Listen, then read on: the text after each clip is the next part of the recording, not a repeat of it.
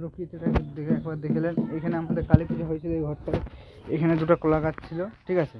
আর যেখানে আমাদের স্টেজে বলছি না স্টেজেই পূজা হয়। তো চলুন স্টেজটাকে দেখিয়ে দিই একবার ঘুরিয়ে। এই দেখুন স্টেজটা, এটা হচ্ছে আমাদের স্টেজ। এখানে যাত্রা হয়, সব কিছু হয়, অর্কেস্ট্রা হয়।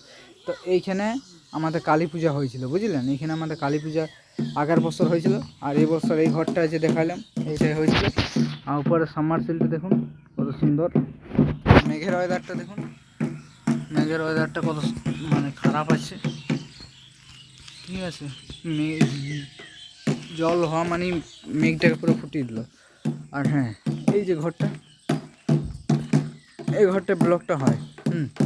আর ওখানে আমাদের সূর্য ভাই দাঁড়িয়ে আছে। তো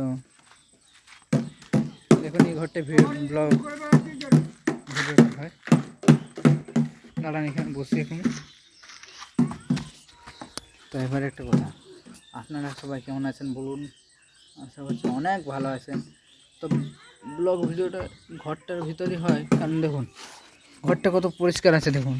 কিন্তু এখান থেকে কাঁচাড় খেলে আর তাকে ফিরে যেতে হবে না। দেখুন এখানে কাঁচাড় খাওয়া মানে পা ভেঙে যাবে গাছ। এখানে দেখুন ঘরটা